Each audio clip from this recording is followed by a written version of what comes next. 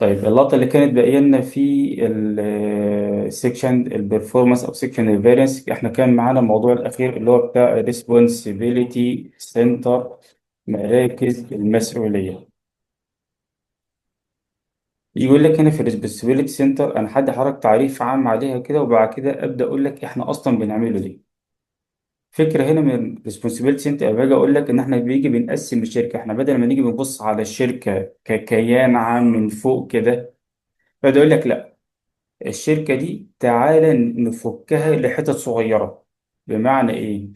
تعالى بدل ما أنت بتقول لي في الآخر الشركة دي عاملة لي مثلا مبيعات أو نت إنكم 150 ألف، أنا هقول لك ال 150 ألف المبيعات أو الربح اللي تم من الشركة ده تم من خلال إيه؟ تم من خلال الإدارات والأقسام بتاعة الشركة. فاحنا عشان نوصل للمية وخمسين ألف ده، مين اللي جابها مين اللي ساهم فيها أكتر ومين اللي كان قليل ومين اللي كان بياكل منها؟ تمام، تعال نقسمها لإدارات وأقسام. تعال قول له والله كده الجماعة بتوع المخازن، مشتريات، مبيعات، أكاونتنج، فاينانس، اتش ار، اي تي، الكلام ده كله. فالفكرة من ريسبونسبيلتي إن إحنا بنبدأ نقسم الشركة لمجموعات وحتت صغيرة، بدل لما انا باخدها التورته على بعضها كده. اقول لك لا، تعالى التورته دي نحاول ان احنا نقسمها لقطع تورتات صغيره، بحيث ان احنا نشوف كل واحده فيهم عامله ازاي. طب لو جيت سالت حضرتك سؤال بقى، احنا ليه بنقسم الشركه لريسبونسبيلتي سنتر؟ ما انا كده كده في الاخر انا هوصل للمجموع التوتال النهائي اللي هو ال 150 الف المبيعات او النت انكم اللي عندي. ايه الفكرة بقى ان انا اقسمها لحتت صغيرة وفي الاخر كده كده انا بوصل للتوتال الاجمالي الكبير؟ لو فكرنا مع بعض كعقل ومنطق يا شباب، ايه الفكرة؟ ممكن نفتح المايك.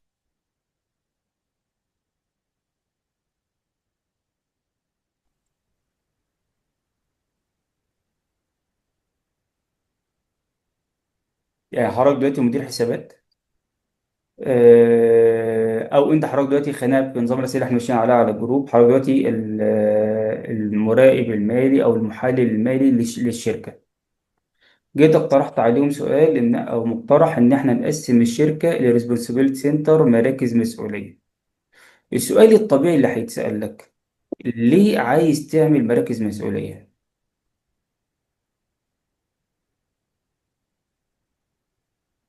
قبل ما ندخل في الموضوع، يعني انت ايه يعني ايه اول حاجة تيجي في دماغك ان احنا على اساسها هنبدأ نعمل مراكز مسؤولية؟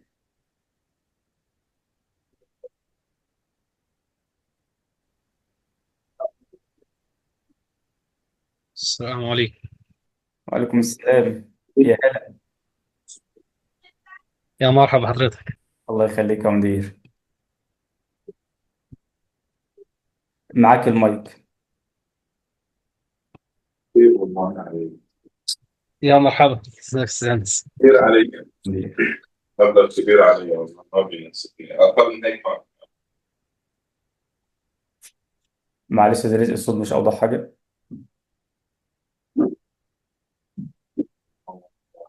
ما ساعدني شوي، انا والله عاوز اجرب الوضع شوي صعبان. مين جنبك صلاة صعب اكثر من هيك؟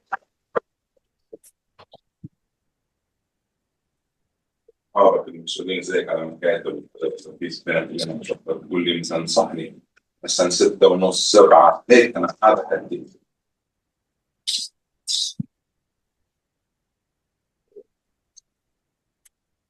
لا انا هلا انا وصلت 6:30 و7 بعد هيك ل 100 شخص 100 فورمة.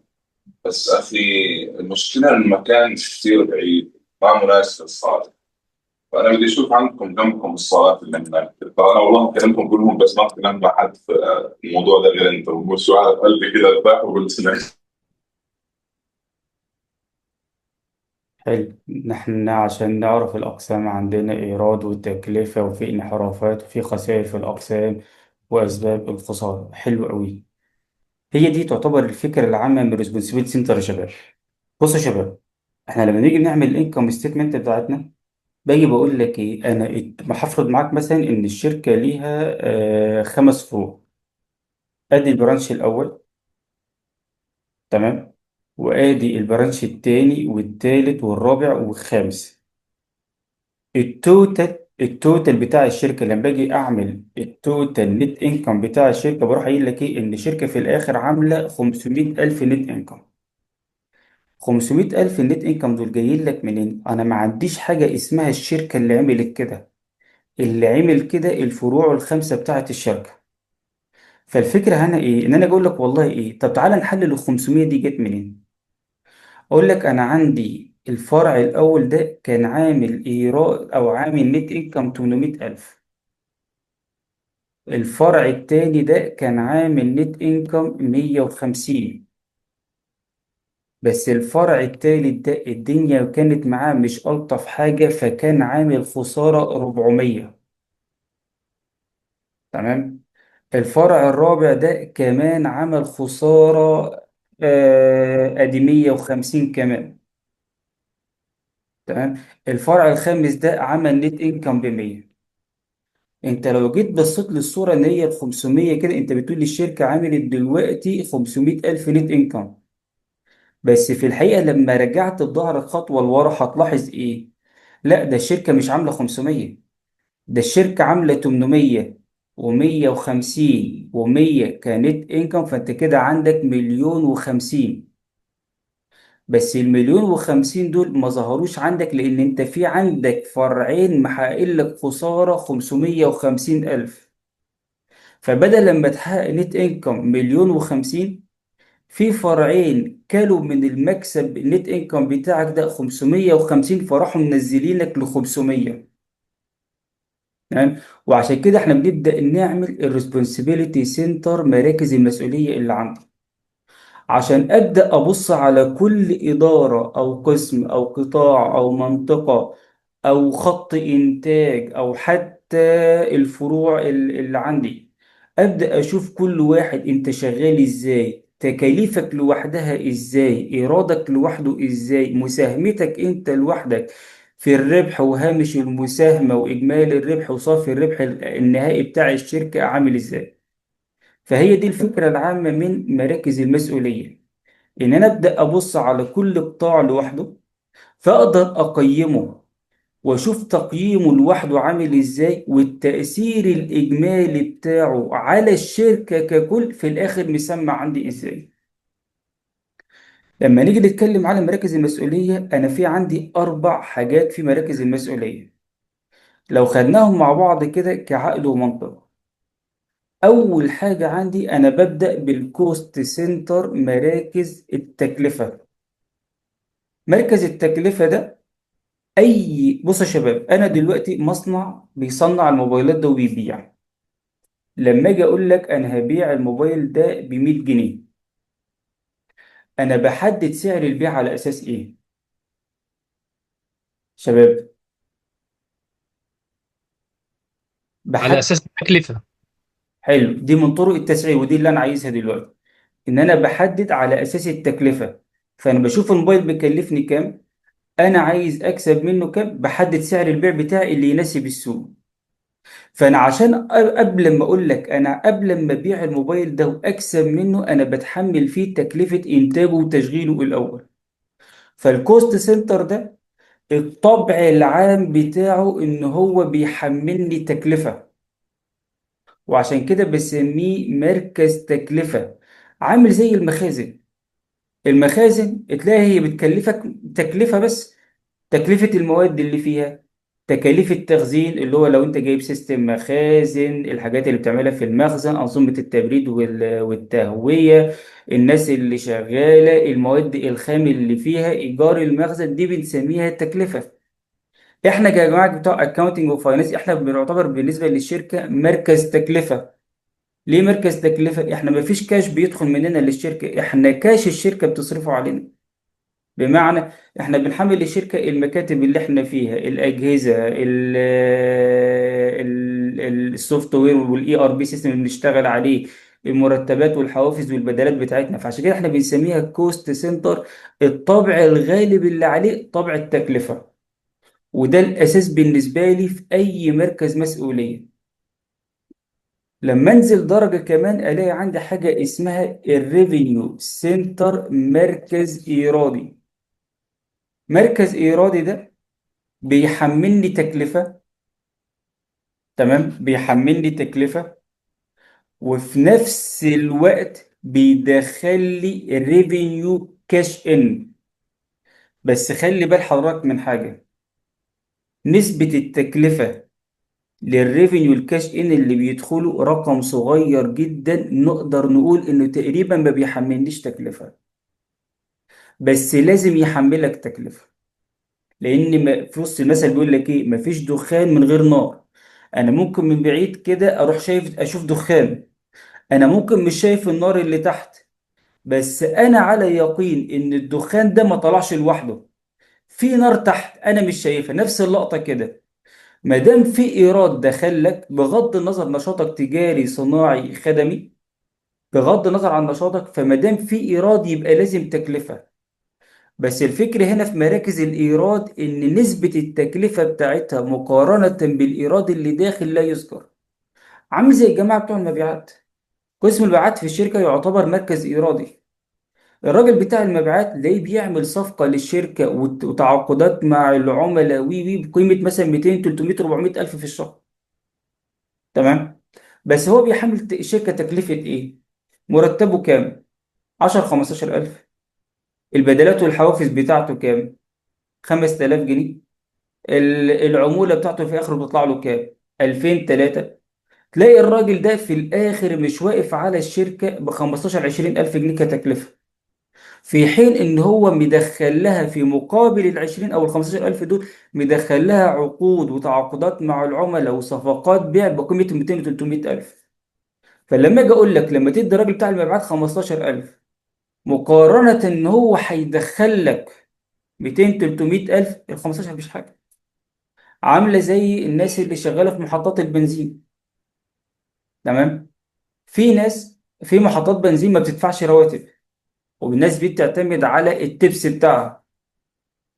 فهو الراجل ده طول ما قعد بيفول عربيه، انت قال لي تفويله بتعملها ب 200 300 400 جنيه، فشوف هو بيعمل كام مره في اليوم. بس بيحمل محطه البنزين تكلفه ايه؟ لا اما بياخد راتب بس بسيط جدا، او لما بياخدش راتب بيعتمد على التبس بتاعه، فهو يا دوبك المحطه متكلفه عليه ثمن المبيت بتاعه. المبيت بتاعه عبارة عن إيه؟ فوق مكتب الإدارة، المحطة راحت جاية على السطح بتاع مكتب الإدارة، مقفلاه، مشدله سلك الكهرباء، شدله خرطوم مية، عامله له حنفية فوق، وجايبه له سرير ودولاب، وصلى الله وبارك على كده. فهنا تكلفته مقارنة بالإيراد اللي بيدخله للمحطة لا يذكر. وعشان كده احنا بنسميه مركز إيرادي، إن الطبع اللي غالب عليه الإيراد. المركز الثالث اللي عندي بسميه بروفيت سنتر، مركز ربحية. مركز الربحية ده ركز فيه شوية، بيدخل لي بيحملني تكلفة عالية قوي، وفي نفس الوقت بيدخل لي رقم إيراد، رقم كبير ومحتضر، ما اقدرش اتجاهله، لا اتجاهل ده ولا اتجاهل ده.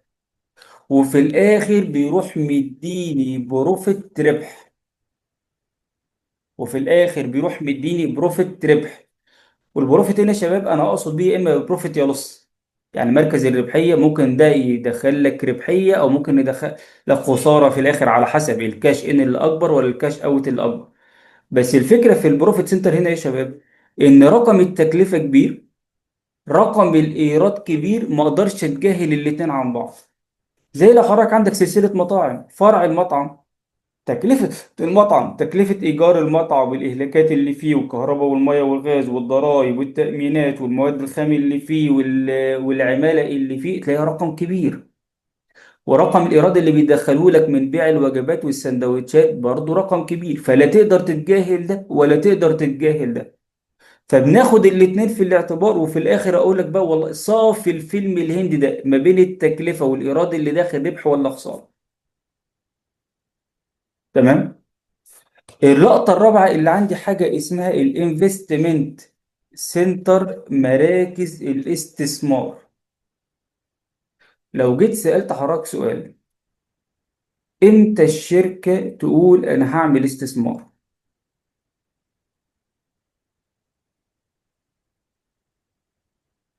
امتى الشركة تقول انا هعمل استثمار، هشتري شهادة استثمار او وديعة في البنك، او ادخل استثمار في شركة تانية اشتري فيها اسهم وسندات؟ امتى الشركة تفكر في اللقطة دي؟ اتفضلوا يا شباب.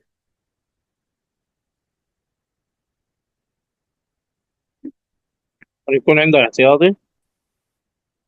بمعنى ايه؟ هو مش احتياطي، هو ممكن يكون اللفظ اللي خانك شوية، بس الفكرة قربت. الاحتياطي ده حاجة تانية، طلعه بره الليلة. الاحتياطي ده الشركة ما بتقدرش تلعب فيه لأنه بيبقى اسمه احتياطي قانوني، ما بنقدرش نقرب له.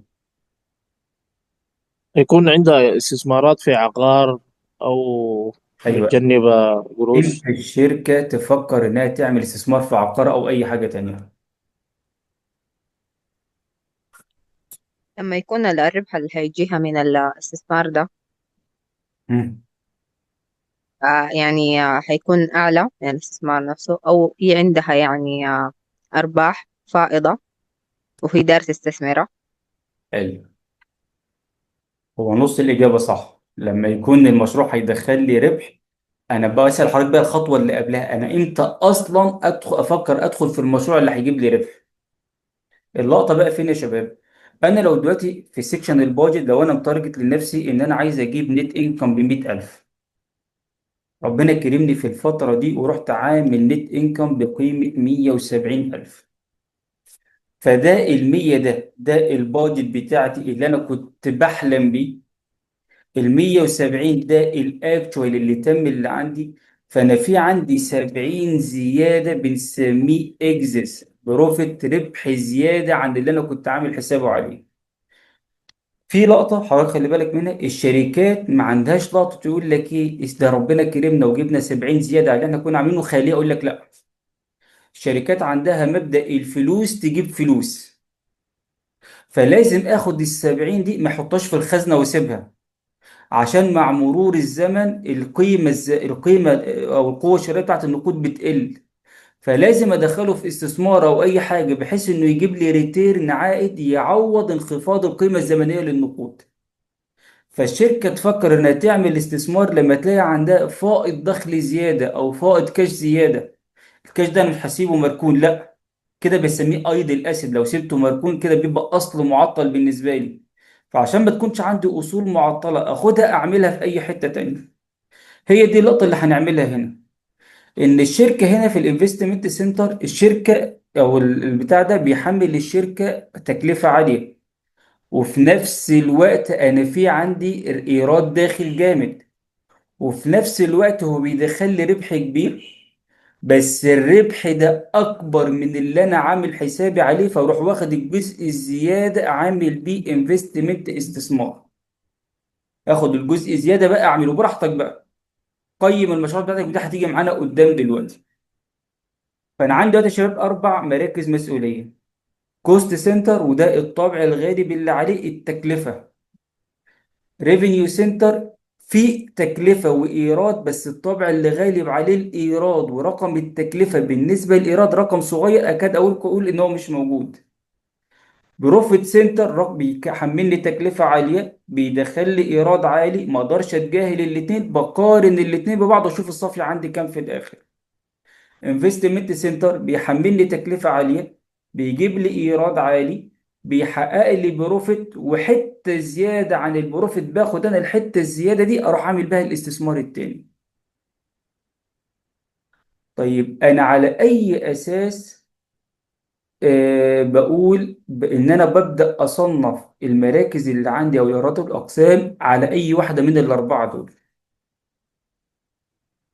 يعني لما اجي اقول لحضرتك سؤال كده، انا عندي قسم مثلا زي الانفنتوري، الجماعة بتوع المخازن، لو جيت قلت لحضرتك كده صنفهم لي واحد من مراكز المسؤولية الأربعة، هتصنفه إيه؟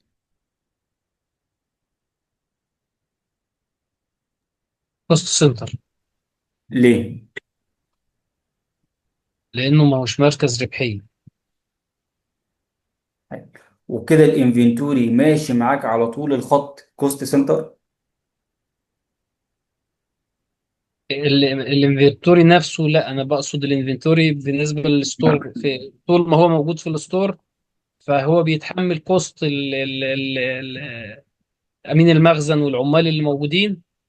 لما بيباع بقى دي بتبقى حاجه تانية حضرتك. لا، ما هو لما يباع كان عندي الجماعه بتوع المبيعات. بالظبط. تمام، انما بس انا هو بكلمك في كده، انا قسم الستور لا. المخزون، قسم المخازن اللي عندك على مم. طول الخط هيكون ماشي معاك كوست سنتر. اه، الا اذا تم بيع من المخزن نفسه، يعني في مبيعات تمت الله يبارك من لك. المخزن نفسه. شباب، اوعى تثبت قسم على انه على تصنيف من الاربعه. في بعض الشركات تروح عامله ازاي، ممكن حضرتك بتلاحظوها، يروح جاي كده على نروح منزل كده شباك متر في متر، ويروح عامل حاجه اسمها منفذ بيع. تمام. هو كده كده عنده الجماعه بتوع المبيعات والفروع بتاعته والناس اللي بتاخد، بس يقول لك ايه، ادينا بنحرك الجماعه اللي عندنا شويه، يروح عامل شباك كده متر في متر، وعامل منفذ بيع الناس اللي حوالينا اللي عايز يجي يشتري. انا كنت شغال في مصنع كلاسيك كان بتاع بسكوت. المصنع ده جه فترة كده راح منزل شباك وجاي على أوضة جنب الجماعة بتوع الأمن، وبدأ يبيع البسكوت ده للمصانع والناس اللي حوالينا. وكان مين اللي ماسك اللقطة دي؟ الجماعة بتوع المخازن. فتلاحظ هنا بقى إيه؟ إن المخزن ما بقاش كوست سنتر بس، إن هو بيحمل لي تكلفة المواد والعمالة وسيستم المخازن والليلة دي كلها، ده كمان بدأ يحصل حركة بيع مرتبطة بالجماعة بتوع المخازن. فهنا ما اقدرش اقول عليه ان هو كوست سنتر، انا ممكن هنا اسميه يا ريفينيو سنتر او بروفيت سنتر، على حسب الايراد اللي داخل ده الدنيا معاه ماشيه ازاي. الفكره العامه هنا يا شباب، ان انا عشان احكم على اي قسم او قطاع عندي انه ايه من الاربعه، لازم انزل بنفسي واشوف الطبيعه بتاعته عامله ازاي وهو شغال ازاي وابدا احكم عليه. وحتى لو فرضنا ان انا قلت والله لما نزلت الشركه تحت لقيت ان المخازن هي مخازن بس مفيش حركه مبيعات، فخلاص انا اقول لك والله مبدئيا هو خلاص انا هنعمل له ايه يعني، هو جماعه بتوع كوست سنتر وخلاص. بس الحكم بتاعي ده لازم كل فتره اعمل له ابديت، وانزل كل فتره اشوف برضو طبيعه سايكل التشغيل في المخازن تحت، زي ما انتوا ثابتين على لكم كوست سنتر، ولا انتوا عملتوا حاجة تانية بدأتوا تتحول. فانا ممكن احولك من كوست سنتر لأي مركز مسؤولية تاني. واضحة يا شباب؟ في عندي لقطة كمان، انا جيت قلت لحضرتك كده في الانفستمنت سنتر مراكز الاستثمار، ان انا الشركة بتلاقي عندها يعني مثلا انا في عندي دلوقتي 70,000، ده اللي هو الجزء الزيادة اللي عندي. خلي بالك من حاجة، إن الشركات بتتعامل بمبدأ إن أنا عندي حاجة اسمها limited resource، موارد محدودة. أنا عندي هي 70,000 وحدة. ال70,000 دي يا إما أروح واخد ال70,000 دي وأروح حاططها في البنك شهادة استثمار أو وديعة، أو إن ال70,000 دي أروح واخدها الشركة وشاري بيها أسهم وسندات مثلا. تمام. او ان ال70,000 دي اروح واخدها وعامل فيها مثلا اكسبانشن، اتوسع في المصنع بتاعي او النشاط بتاعي. لو تلاحظ هنا ايه يا شباب، انا عندي هي 70,000 وحدة انا بتحرك فيها، يحطها هنا يحطها هنا يحطها هنا. وهنا الشركات بتفكر بعقلية الاوبورتيونيتي، الفرصة البديلة، فلازم احطها في المشروع اللي يجيب لي اعلى ريتيرن، اعلى عائد وفايدة. لان انا لما اختار مشروع انا كده هكون مضيع على نفسي الفايدة لو كنت خدت ال70,000 دي وحطيتها في المشروع التاني. فعشان ما ازعلش واقول انا ليه حطيت في ده وده، لازم اختار المشروع اللي يحقق لي اعلى ريتيرن، اعلى عائد ممكن اقدر اوصل له. بختار المشروع اللي يحقق لي اعلى ريتيرن، ان انا محتاج اقيم المشروعات اللي عندي وعشان أقيم المشروعات اللي عندي طريقتين بقيم فيهم المشروعات. الطريقة الأولى ال ROI Return on Investment، العائد على الاستثمار. الطريقة التانية ال RI Residual Income، الدخل المتبقي. لو خدنا واحدة واحدة منهم، الفكرة العامة هنا يا شباب في طرق التقييم دي إن أنا بختار أعلى أو المشروع اللي يجيب لي أعلى فايدة، بحيث إن أنا أحقق أعلى فاليو ممكنة للشركة بتاعتي. لو جينا خدنا ال ROI Return on Investment، العائد على الاستثمار، الفكرة منه يا شباب إيه؟ إن أنا أجي أقول لك كده كل جنيه هتستثمره في المشروع ده هيجيب لك قصاده قد إيه؟ القانون بتاعه ال ROI ان انا بقول لحضرتك كده الانكم او النت انكم اللي داخل لك من المشروع ده على حجم الانفستمنت او الاصول، حجم الاستثمار او الاصول اللي انت داخل بيها في المشروع. حجم الاستثمار او الاصول ده التكلفة بتاعتك، ده ال70,000 اللي انا هحطهم في المشروع. فانا كواحد مستثمر عايز اعرف ال70,000 ده كل جنيه في ال70,000 هيجيب لي كام قصاده، ده اللي هو الار او اي عائد على الاستثمار. فيجي يقول لك والله مثلا ايه، انت في عندك مشروع هيدخل لك 64,000. المشروع ده تكلفته عليك عاملة مثلا 825,000. عندك مشروع تاني هيدخل لك 120,000، تكلفته عليك 1,015,000. عندي المشروع التالت هيدخل لك 636,000، تكلفته عليك 9,900,000. لو خلينا كده عشان الأصفار وتبقى الدنيا كلها مع بعض. 8 2 5. الار واي تقول لك ايه؟ اقسم اللي داخل لك على اللي انت هتصرفه عليه، وشوف النسبة بتاعته عاملة كام. الار واي يا شباب هي نسبة مئوية. نفس اللقطة كده، تعالى في المشروع التاني اقسم اللي داخل لك على اللي انت هتكلفه عليه. فهنا الار واي تقول لك ايه؟ انا المشروع الاول كل جنيه استثمار هيدخل لك عائد 8%. المشروع التاني كل جنيه استثمار فيه هيدخل لك عائد 12%. المشروع التالت كل جنيه استثمار هيدخل لك عائد 6%. لو انت واحد مستثمر صاحب قرار، هتاخد انهي مشروع في التلاتة؟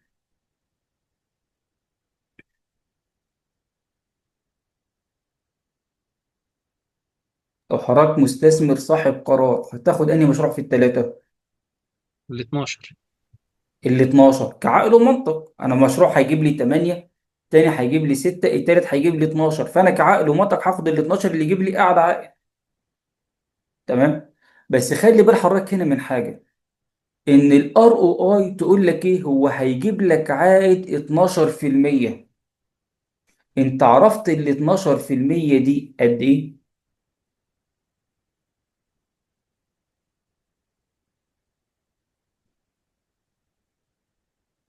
واضحه الفكره يا شباب؟ الار او اي لما قالت لك هو هيجيب لك عائد 12%، انت عرفت ال 12% او ال 8% او ال 6% قد ايه؟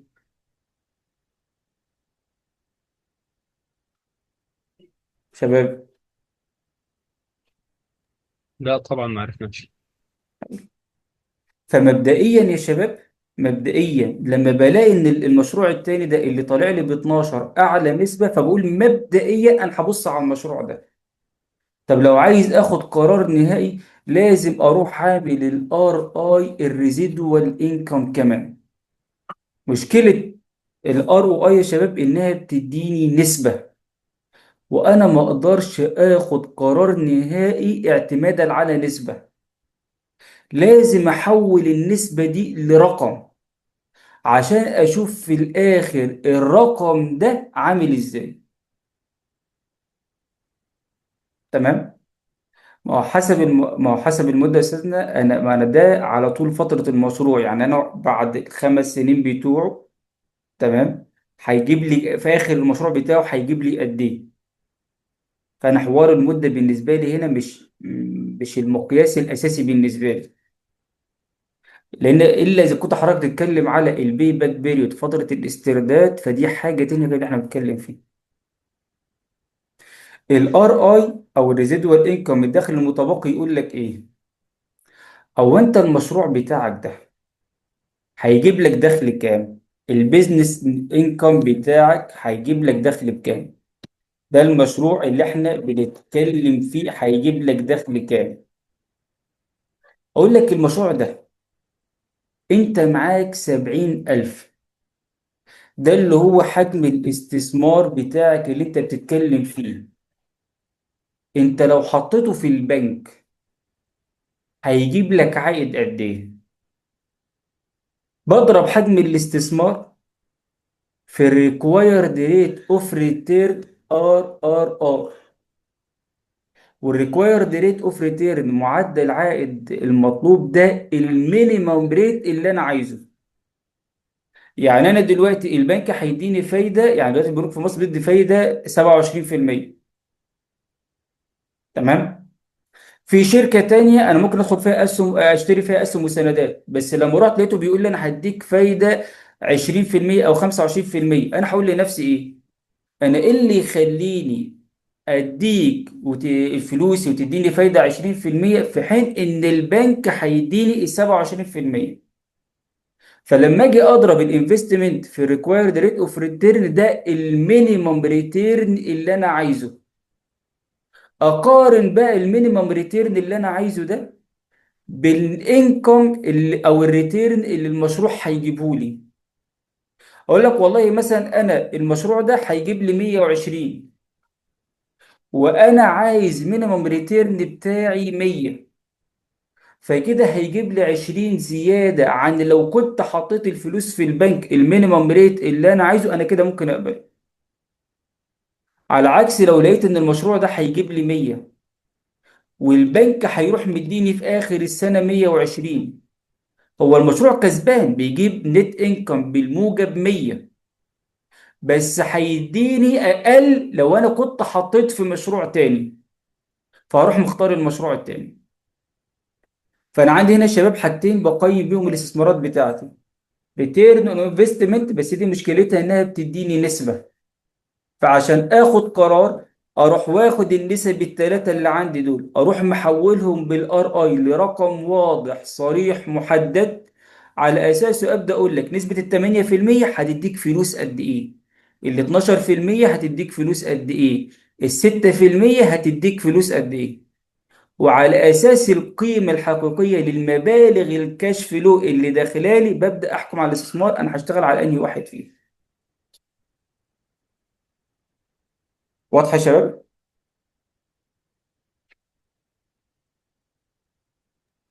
واضح حضرتك. طيب حضرتك معدل الدوران هنا بيتحكم في حاجة؟ معدل الدوران بالنسبة ممكن يكون مثلا في المبلغ القليل في معدل دوران كل أسبوع، مش كل شهر، كل يوم. فهيبقى معدل الدوران بالنسبة يحقق لي في الآخر حاجة أعلى، ولا ما بيتدخلش هنا حضرتك معدل الدوران؟ ولا تقصد بنعتبر معدل الدوران ثابت في الكل؟ تقصد ايه بمعدل الدوران اللي عندك؟ يعني أنا عندي مثلا ال 64 على المبلغ اللي هو ال 825 ادتني نسبة 8%. مم. دي بتتم كل يوم ولا كل اسبوع ولا كل شهر ولا كل 15 ولا كل سنة؟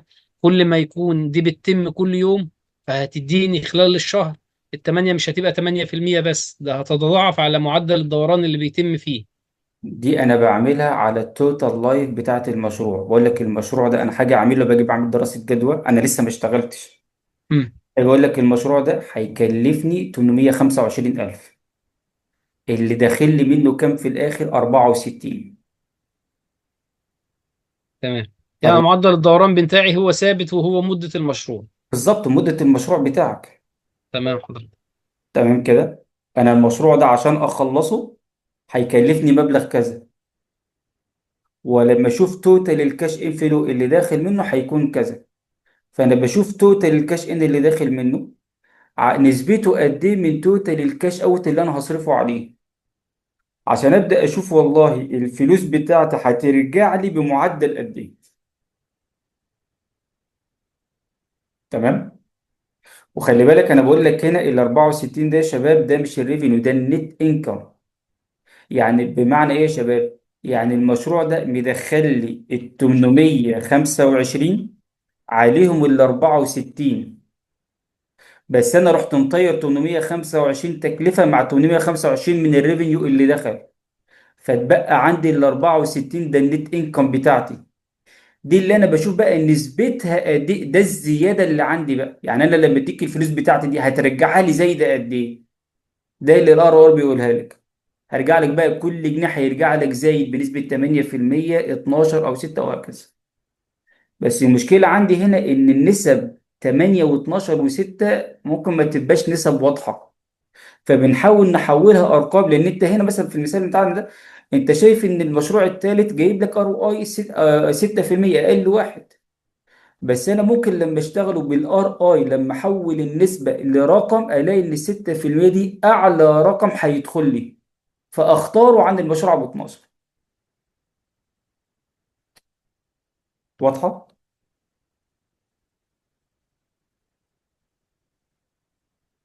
تمام يا شباب. واضحة، بس لو حضرتك مثال نفس يعني يبقى في قيم غير ال 100 و 120 قيم متطابقة مع مثلا المبالغ دي، عشان اقدر اقول اه ده يعني اختياري للثمانية ولا ال 12 ولا الستة افضل. بتكون مثلا في بيحكمني فيها قيمة معينة. يعني ايه بيحكم لي فيها قيمه معينه؟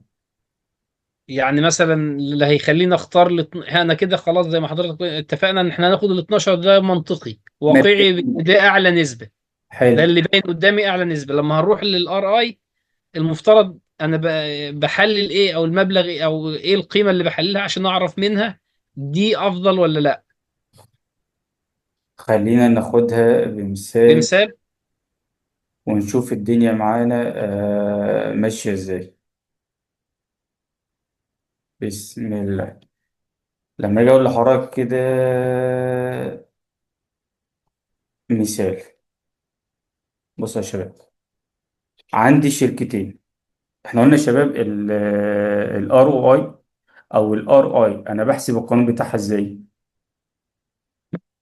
لان الشيت الاكسل بتاعنا الار اي انا بحسب قانونها ازاي؟ ان انا بقول لك البيزنس انكم، الدخل اللي جاي لي من المشروع، على الدخل اللي انت عايزه لا هيجي لك لو انت حطيته في حاجه تانية زي البنك. تمام. انا دلوقتي هعتبر ان البنك ده اللي انا بقارن بيه. البنك دلوقتي بيديني فايده 27%، دي حاجه معلومه بالنسبه لي. المشروع ده والمشروع ده والمشروع ده هيجيبوا لي كام؟ فانا هقارن كله بال 27 بتاعت البنك. اجي اقول لحضرتك والله مثلا لو جينا طبقنا المثال ده، انا في عندي مشروعين. المشروع الاول الانكم اللي داخل لي منه ال 64,000. المشروع التاني الانكم اللي داخل لي منه ال 636,000. طب تعالى بقى ما اشوف الريكوايرد ريت اوف ريتيرن اللي انا عايزه اصلا كام. انا المشروع ده انا هيكلفني ال 49 مثلا 500. المشروع الاول هيكلفني 49,500، وانا البنك او هيكلفني اللي هو ال 805. خلينا نمشي على نفس المثال بتاعنا، هيكلفني ال 825,000، والبنك هيديني الفايدة اللي هي ال6%. يبقى اجي اقول لك كده المشروع ده هيكلفني 825، ولو حطيتهم في البنك ال 825 دول بفايدة 6% هيدوني في الآخر 49,500. فساعتها المشروع اللي أنا بفكر فيه هيديني 64، البنك هيديني 49. يبقى مين اللي هيديني أعلى؟ المشروع هيديني 64 والبنك هيديني 49، فالمشروع بتاعي هيديني 14,000 زيادة عن البنك، فده الار اي بتاعته أعلى. طب تعالى على المشروع التاني. المشروع التاني ده هيدخل لي 636، حجم الاستثمار بتاعه 9,900,000 ألف. البنك هيديني الفايدة ال6%. لو حطيت 9,900,000 دول في البنك، فلما اضرب 9,900,000 في ال6% هيديني عائد 59,000. أو 594,000. لما تطرح كده 636 ناقص ال 594 هيديك عائد 42,000. بص يا شباب، الار اي في الاتنين، ده المشروع اللي كان مديني ار اي 8 ار او اي 8%، مديني ار اي 105 14,500. والمشروع اللي كان مديني ار او اي 6% مديني ار اي 42,000. انت تختار انهي مشروع؟ مبدئيا الار او اي تقول لك ده 8% اعلى، المشروع الاول ب 64. بس لما حولنا ال 8% لرقم، لقينا ان ال 8% دي نسبتها او رقمها 14,500. ال 6% دي تكافئ 42,000. انت تختار مين؟ انت اللي يهمك النسبة اللي داخلة كام، ولا الرقم الحقيقي الكاش فلو اللي هيسمع في رصيدك كام؟ الكاش اللي هيسمع في الرصيد. الكاش اللي هيسمع في رصيدك. وعشان كده احنا مبدئيا الار او اي بنستخدمها بحيث كمان لو انا عندي مشاريع خسرانه هتطلع لي ار او اي بالماينس، فانا كده مبدئيا رحت مستبعدها، وابدا اركز بقى على المشاريع اللي مدياني ار اي ارقام حقيقيه كاش فلو داخل عندي مسمع في رصيدي. ده اللي انا ببدا اخده في الاعتبار. واضحه الفكره؟ ده اللي حضرتك كنت تقصده؟ واضحة تمام. يس. ها. في عندي لقطة كمان يا شباب، لما جيت قلت لكم كده في احنا فين بداية المحاضرة عندنا، إن أنا عندي شركة دلوقتي عاملة توتال، ده النت إنكم بتاع الشركة 500,000. إحنا كلنا بنعمل قائمة دخل مجمعة بتاعت الشركة، صح ولا لأ؟ أنت لما عملت الرقم ال 500,000 التوتال ده، الرقم التوتال ده هو قال لك هو جاي منين ورايح فين؟ أو هو كان أصلا أساسه إيه وزاد ولا قل؟ أنا ما أقدرش أشوف منه أي حاجة. فيقول لك بقى ايه، انت عشان تشوف ال 500 دي هي اصلا كانت 500 ولا كانت ازيد ولا كانت اقل، بنعمل حاجه اسمها السيجمنت ريبورتنج.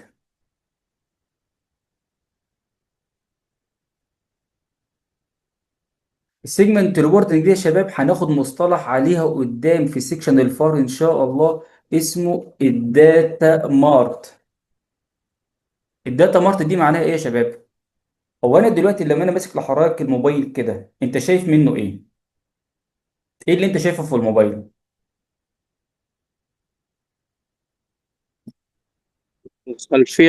الخلفية كاميرا وكده، الخلفية كلها. حلو. طب لما قلبت لك الموبايل كده، انت شايف منه ايه؟ شايف منه الشاشة الموبايل، مطفية. الشاشه والسكرين والليله دي كلها. طب لما عملت لك الموبايل بالجنب كده، انت شايف السوكت الشحن ومش عارف والمايك والسماعات والليله دي كلها. طب لما اجي اقول لك دلوقتي ايه رايك في الموبايل ده، هو جديد ولا قديم، سليم ولا معيوب ومكسور، هتقول لي ايه؟ لو انا جايب لك استعمال جنب خفيف. واحد كده، لو انا عامل لك جنب واحد كده، هتقدر تحكم على الموبايل بتاعك ده إذا كان سليم ولا مكسور ولا جديد ولا قديم؟ ولا أنت محتاج تمسك الموبايل وتقعد بقى تقلي، عامل زي الدكتور كده اللي بيحط الطفل، دكاترة الأطفال يحط الواد على على أفحصه يعني. السرير بالظبط، ويبدأ بقى يقلب فيه يمين شمال وفوق وتحت، ويرفع الواد من رجله ومن إيديه وظهره وبطنه والليلة دي كلها. هي نفس اللقطة كده. الداتا مارت تقول لك إيه؟ اعتبر إن الداتا بتاعتك دي عاملة زي المكعب. المكعب ده انت بتقعد تلف فيه يمين شمال فوق وتحت وشرق وغرب. طب الفكرة ايه في الداتا مارت؟ ان انا مع كل لفة لزاوية الداتا والبيانات اللي معايا ببدأ اشوف الداتا دي من زاوية مختلفة.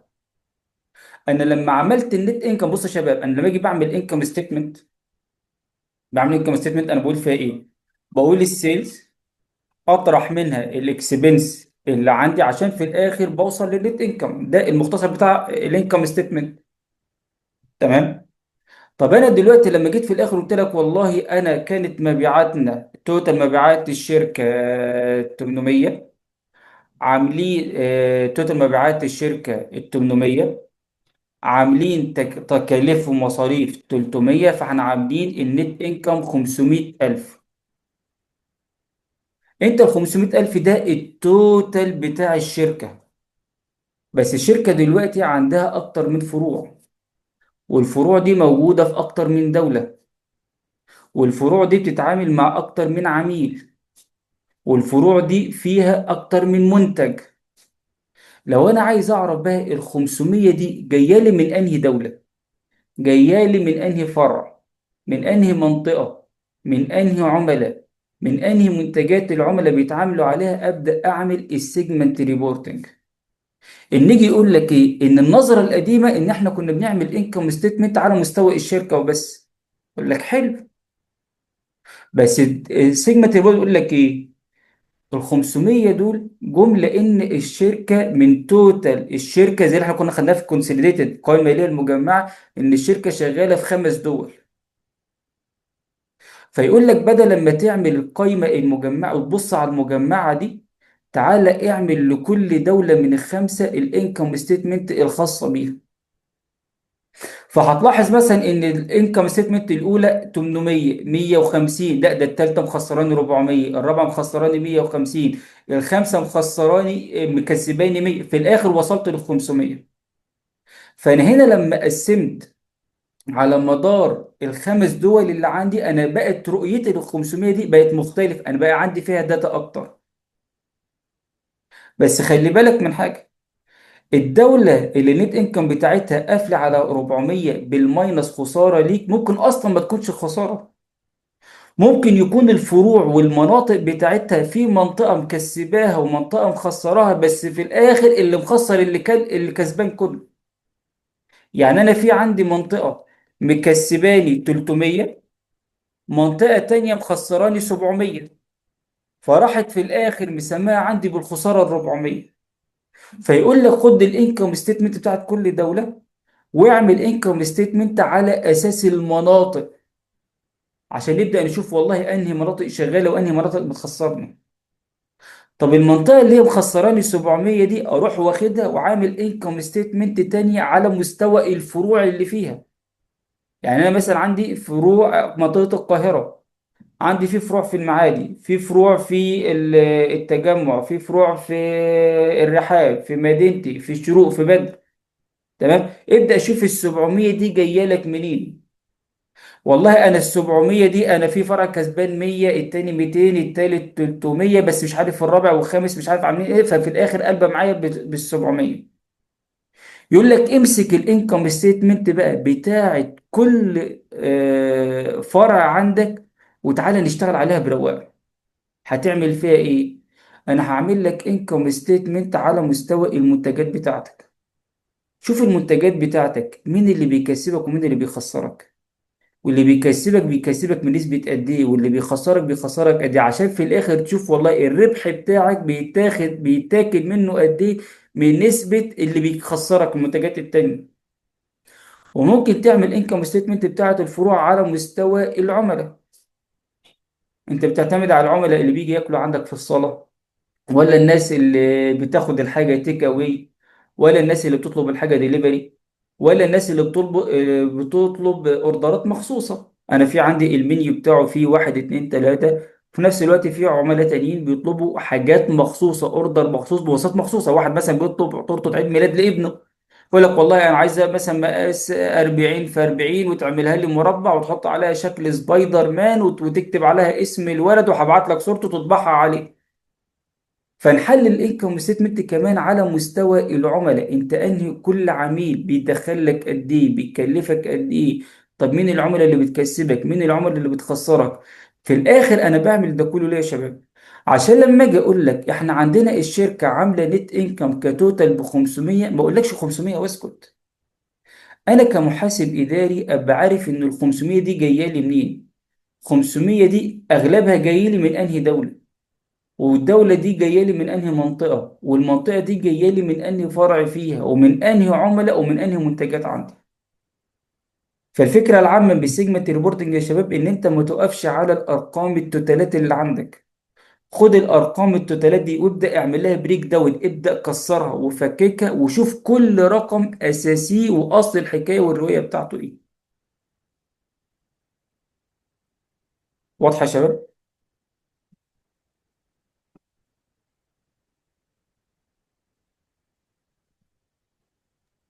تمام، واضح. طيب. باقي لي لقطه كمان اللي هي بتاعت، ودي لقطه بتبان معايا في الغالب في مصانع المنتجات التقيله او المعدات التقيله، صنع السيارات، الجرارات والآلات الزراعية الكبيرة، مصانع الأجهزة المنزلية والكهربائية اللي بيبقى فيها مواتير وشغل عالي من ده. تلاحظ إيه؟ يجي يقول لك والله إيه، إحنا عندنا عربية يابانية بموتور ألماني. يعني إيه عربية يابانية بموتور ألماني؟ يعني العربية اليابانية عندك مثلا عربية زي تويوتا، دي عربية يابانية، بس يقول لك عربية يابانية دي الموتور اللي فيها موتور ألماني. يعني احنا العربية كلها مصنعينها في مصنع تويوتا اللي في الصين او في اليابان، بس لما جينا نركب الموتور رحنا جايبين الموتور بتاع بي ام. فساعتها قلت لك عربية يابانية بموتور ألماني. لو جيت سألت حضرتك سؤال، هو شركة بي ام اللي خدت الموتور بتاعها ده وراحت مودياه لشركة تويوتا، طب ما بي ام كمان اصلا بتصنع عربيات. فتلاحظ ان الموتور ده مشترك ما بين العربيات اللي شركة بي ام بتصنعها باسمها والبراند بتاعها، وما بين العربيات اللي شركة تويوتا بتاخد موتور بي ام تركبه على العربيات بتاعتها. هنا يطلع عندي المصطلح اللي هو بتاع الترانسفير برايس، سعر التحويل. يعني دلوقتي شركة بي ام انا دلوقتي في عندي فيها قسمين، قسم تصنيع المواتير والقسم التاني قسم الاسمبلي، القسم اللي بيجمع العربيات. قسم تصنيع المواتير ده بيعمل حاجتين، بيبيع لعميل خارجي اكسترنال كاستمر اللي هو شركة تويوتا، ونفس الموتور بيديه لقسم اللي معاه في نفس الشركة، قسم بي بتاع تجميع عربيات بي ام نفسها. لما اجي اقول لك بقى قسم بي بتاع التجميع هياخد من قسم ايه بتاع تصنيع المواتير هياخد منه بكام، دي اللقطة بتاعت الترانسفير برايس اللي عندي. عشان تتكلم على الترانسفير برايس انت بتبص على محورين اساسيين، او المحور الاساسي اللي بيحكم لي الليله كلها ان انا اروح جاي على القسم ايه اللي بيصنع وابص على الكباستي بتاعته، الطاقه الانتاجيه بتاعته قد ايه. بمعنى ايه؟ اجي اقول لك والله المدير بقى قسم ايه بتاع تصنيع المواتير يجي يقول لك والله ايه، هو انا شغال بفول كباستي ولا اكسس كباستي؟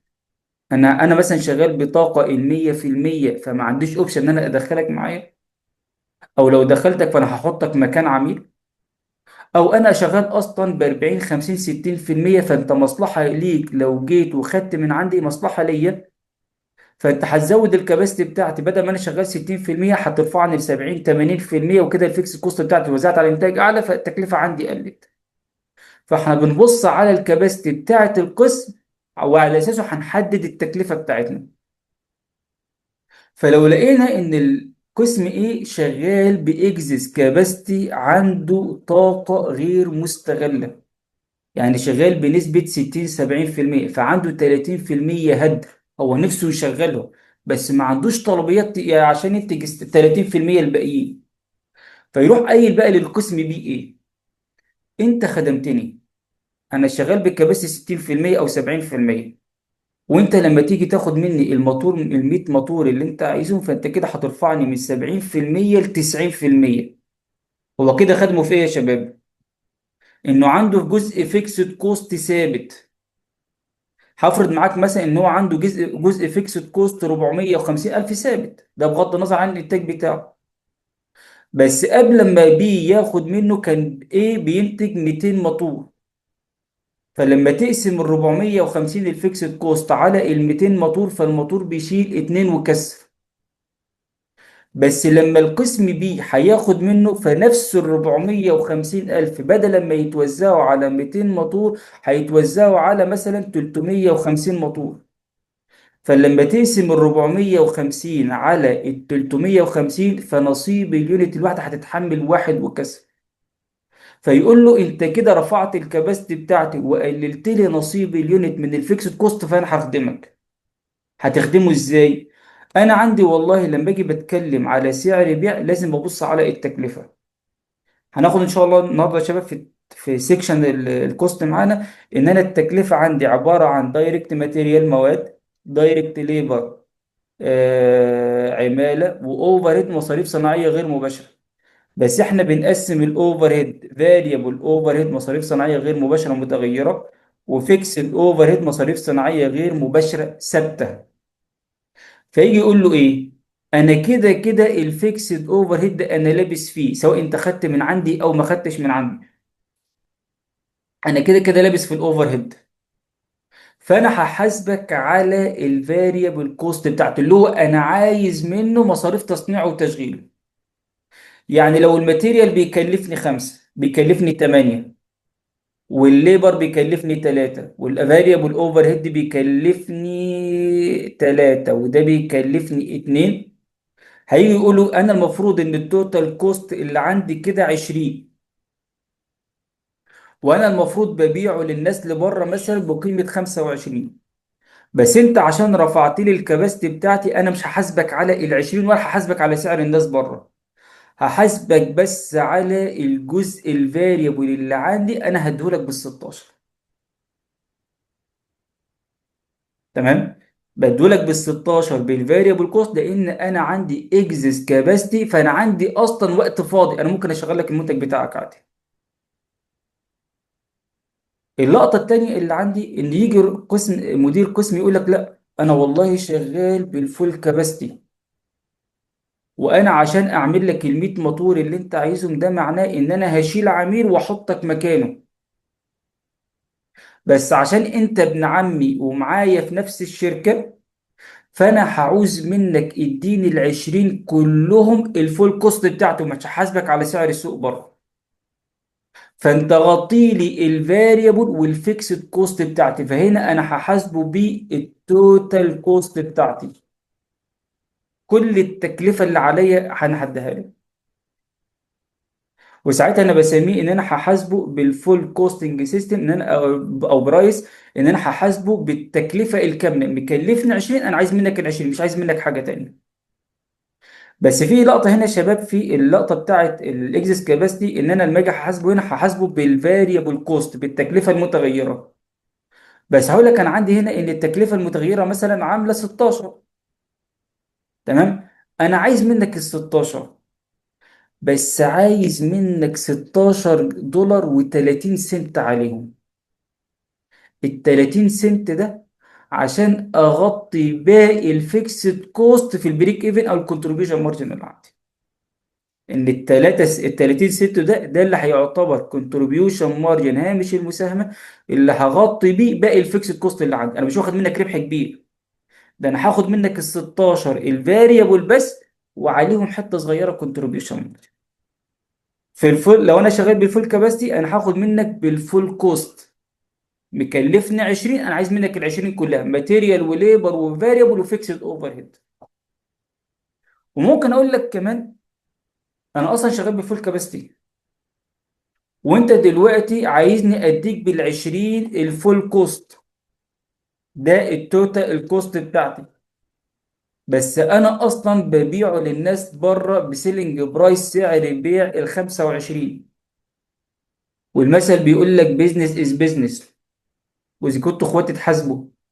انا عليا بايه اديك بال20، مع ان نفس الموتور ده العميل اللي انا هشيله واحطك مكانه هياخد مني الموتور ب25. فانا هحاسبك بالسيلينج برايس او الماركت برايس، سعر السوق. انت بالنسبه لي عميل زي اي عميل، الفرق الوحيد ان هو عميل خارجي شركه تويوتا، انت عميل داخلي، انت المصنع اللي جنبنا او القسم اللي جنبنا. بس في الاخر انت اسمك عميل. فبما ان اسمك عميل انا هحاسبك زي اي عميل، انا ببيعه بره 25، يا تاخد مني ب 25 يا تطلع تجيب من بره. فهنا انا بحاسبه بالماركت برايس، سعر السوق. وممكن بقى الراجل بتاع قسم التجميع يروح متصل على مدير قسم تصنيع المواتير، يقول له بقول لك ايه، صلي على النبي في قلبك كده وانا هاجي لك بعد صلاه العصر نشرب الشاي مع بعض. وروح قايل له بقى ايه، بقول لك ايه، ما تدخلنيش في قصص انا ماليش فيها. لا تقول لي بقى فول كاباستي والاكزيس كاباستي والحكايه والروايه، اصلا انا شغال ومش شغال والتكلفه المتغيره والثابته واللي انا ماليش فيه. تعالى انا وانت نقعد نتكلم مع بعض كده، نتفاوض نيجوشيشن، ولغايه ما نوصل مع بعض لحل وسط يرضي الطرفين. حلو، يقعدوا بقى يتفاوضوا. 16 لا والله ما تنفعش، 22 لا، طب تعالى نقسم البلد نصين، طب خليها 18 انت جاي عليا بخسارة، طب خليها 21، طب نوحد عليك وواحد عليا خليها 19، مش عارف خليها، لغاية ما نوصل في الآخر لسعر التفاوض. سعر التفاوض ده يا شباب بيبقى مبني على لقطة ان انا ممكن اقبل خسارة بس على الشورت رن. بس انا عارف ان الرقم ده هنتفاوض عليه كمبدئيا لفترة قليلة، فترة شهر اتنين تلاتة، بتبقى الماكسيمم بتاعتها 6 شهور. وبعد كده هيبقى في تعديل، انا هقبل منك خسارة على الشورت ران، بس في الاخر انا هرفع السعر ده واقلب الخسارة المكسب. فانا هنا الترانسفير برايس انا عندي 4 حالات. يا اما اديله بالفاريبل كوست لو انا عندي فول كاباستي، بس فوق الفاريبل كوست عايز منه حته صغيره كونتريبيوشن مارجن، او ان انا اديله بالفول كوست لو انا ما عنديش اكزيس كاباسيتي وشغال بالفول كاباسيتي، فانا هديك بالفول كوست مكلفني 20، انا عايز منك ال 20 مش عايز منك مكسب. او ان انا اديله بالماركت برايس، سعر السوق العادي، بما ان احنا كده كده انا بتعامل معاك بيزنس، فعميل زي عميل، انا مش هشيل واحد بيديني 25 واحطك انت تديني 20، ده خساره عليا، ده لقطه اوبورتيونيتي. ان انا مع كل موتور انت هتاخده مني بتفوت عليا فرصه ان انا كنت هكسب منه 5 انت ضيعتهم عليا. أول لقطة الرابعة إن إحنا نبدأ نتفاوض مع بعض على رقم نهائي إحنا الاتنين نوصل له مع بعض نتفق عليه. واضحة يا شباب؟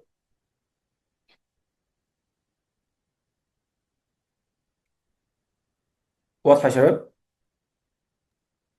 اه تمام واضح. طيب الشركة تختار أنهي واحد على حسب أكتر من متغير. الشركة بتبدأ تبص على الدنيا كلها ماشية إزاي، وعلى أساسه تبدأ تشوف إحنا هنعمل إيه. اللقطة الأخيرة اللي باقية معايا لما أجي أقول لحضرتك دلوقتي إحنا بقالنا شوية كده بيقول لك إيه، إحنا عندنا سلسلة مطاعم فيها 5 فروع. ده البرانش الأول، ده الفرع الأول بتاعنا، الفرع التاني، الفرع التالت. تمام.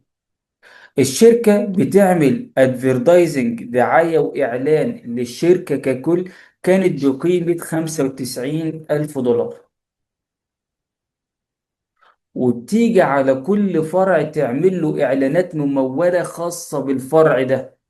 هعمل إعلانات خاصة بفرع أكتوبر بقيمة 70,000 دولار، وإعلانات ممولة خاصة بفرع الشيخ زايد بقيمة 20,000 دولار، وإعلانات ممولة خاصة بفرع الهرم بقيمة 10,000 دولار. في عندنا مثل لما نيجي نحسب سعر البيع يا شباب، خلي بالك التكلفة حاجة وسعر البيع حاجة تانية. لما نيجي نحسب سعر البيع أقول لك إيه، في مثل دايما بنقول في التكاليف كده، خلينا نقولها بالعربي، كله على الزبون. يعني إيه كله على الزبون؟ يعني كل جنيه الشركة بتدفعه بروح مرجعه من حباب عينيك. انت كزبون او اند يوزر مستهلك لازم بحمل لك كل جنيه انا بصرفه. طب انا دلوقتي انا عارف خلاص مصاريف الفرع عندي 70,000، وبحمله على تكلفة المواد ومش عارف ايه وايه وايه، ولغاية ما اطلع لك بسعر البيع في الاخر. طب ال95,000 اللي فوق دي تحملت الدعاية والإعلان بتاعت اسم الشركة ككل، اسم البراند، مش فرع معين. لا، أنا باجي أقول لك إيه، سلسلة مطاعم بازوكا. تمام. فاسم البراند ده أنا عامل له دعاية وإعلان بقيمة 95,000، هعمل فيها إيه؟ يدخل هنا معايا اللقطة بتاعت الكومن كوست، التكاليف المشتركة، وبتبقى تكاليف الإدارة المركزية الهيد كوارتر اللي بتصرفوا عليها، بس المصاريف دي أنا لازم أحملها للفروع والمناطق والأقسام اللي عندي. فعشان نيجي نحمل ال 95,000 دعاية والإعلان بتاعة الشركة الإدارة على الفروع اللي عندنا، أنا في عندي طريقتين. الطريقة الأولى أنا ممكن أشتغل بطريقة الستاند ألون برايس أو ستاند ألون ألوكيشن. ستاند ألون ألوكيشن ده يقول لك إيه؟ أنا هوزعها نسبة وتناسب. نسبة وتناسب إزاي؟ 70,000 و20,000 و10,000، التوتال بتاعهم 100,000. هات لي نسبة كل واحد من التوتال 100,000 اللي عندك عاملة كام؟ ده نسبته 70%، ده نسبته 20%، ده نسبته 10%. واضرب ال95 دي في نسبة كل واحد عامل كام؟ ال70% ضرب ال95 ألف نسبته 66,000. 20% في ال95,000 نسبته 19. 10% في ال95,000 نسبته 9,500. فالفرع الأول كان نصيبه من الدعاية والإعلان 70,000. لما تحمل عليه، لما عملت له اللوكيشن ب66,500، بقى التوتال التكلفة اللي عليه ال70 تكلفته الأساسية زي 66,500 اللي جايه له من توزيع بتوع الإدارة العليا. الفرع الثاني كانت مصاريفه في الدعاية والإعلان 20، لما جاله ال 19 اللي متوزعين عليه بقى 39. الفرع الثالث كان نصيبه 10,000 أو كان تكلفته الأساسية 10,000، لما وزعت عليه نصيبه ال 10% بقى التوتال بتاعه 19,500. دي أول طريقة أنا ممكن أوزع بيها، نسبة وتناسب. شوف نسبة كل واحد من التوتال كام وعليه أوزع عليه النسبة بتاعته. الطريقة التانية إن أنا ممكن أشتغل بطريقة الإنكريمنتال. أجي أقول لك خد الثلاث فروع ورتبهم تنازلي من الكبير للصغير وأنت نازل لتحت. أقول لك هي أصلا سبحان الله جاية معمولة معاك جاهزة، أدي الثلاث فروع اللي عندي إنكريمنتال أهو. بصوا يا شباب إحنا هنشتغل فيها إزاي؟ أقول لك كده حط ال95,000 أهي. حطيت ال95,000. ال95 مين أول واحد يقابلها؟ ال70.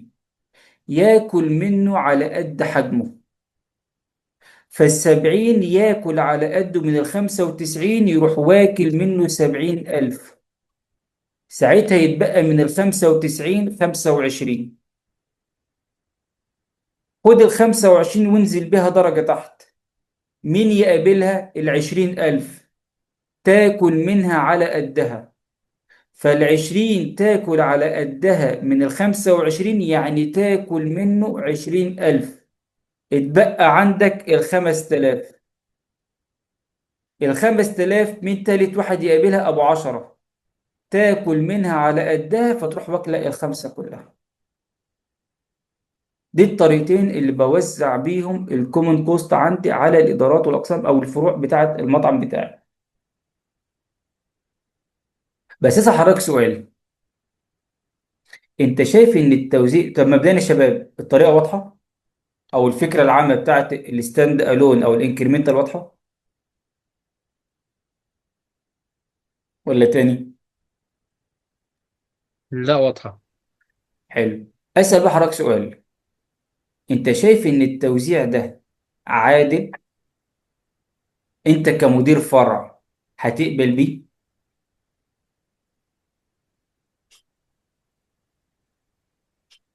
لا طبعا، لأن أول فترة هتتحمل أعباء كبيرة جدا بالنسبة أو الفرع الأولاني هو اللي هيتحمل أعلى حاجة يعني. حلو. وانا حاجه اقول لك ايه، او معنى ان انا مدير فرع الهرم، اكبر فرع في سلسله المطاعم بتاعتك، فانت كده كده اكبر فرع، فطبيعي ان انت بتعمل له دعايه واعلان اكبر. مش معنى ان انا اكبر فرع تروح محملني باكبر نصيب من التكلفه. يعني انا كانت تكلفتي 70، ترفعني ل 136. انا لما كنت 70 كنت محقق التارجت وكان ليا البونص والعلاوه والحافز بتوعي. بس انت لما رفعت عليا التكلفه من 70 ل 136 انا كده بقيت اقل من التارجت. ممكن يكون البي اند ال بتاعت الانكم ستيتمنت تقلب معايا بماينس بخساره. الطريقه التانيه برضه يا شباب فيها مشكله. فيها مشكله ايه؟ تخيل كده ان انا بوزع هنا، المفروض ان حمله الدعايه والاعلان بتاعتي 60000 بس.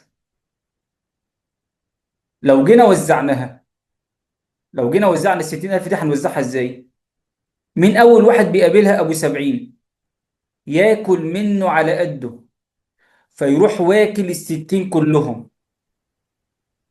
ال 60 خلاص الله يرحمه. طب الفرع التاني مش هيشيل حاجه، الفرع التالت مش هيشيل حاجه. مفيش عدالة. فتلاقي فرع الهرم يقول لك ايه؟ او انا عشان انا الفرع الكبير تشيلني حملات الدعايه والاعلان بتاعت الشركه كلها، وكده كده الفروع التانيه بتستفاد منها حتى لو بطريقه غير مباشره. فانت كده حملت التكلفة كلها على واحد بس، والباقي ما تحملش التكلفة منه. مشكلة الطريقتين دول احنا بنسميها arbitrary allocation، توزيع عشوائي. تمام.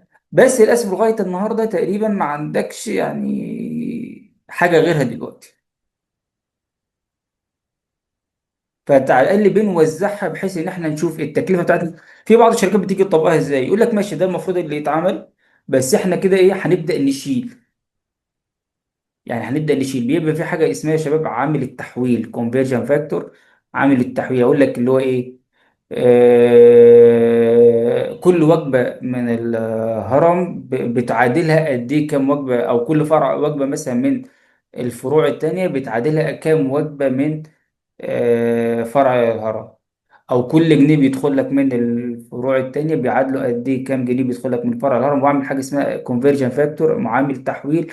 حاول ان انا اظبط الدنيا شويه بحيث ان انا اخلي اللوكيشن بتاعي كعقل ومنطق يظبط الدنيا شويه معايا. تمام يا شباب.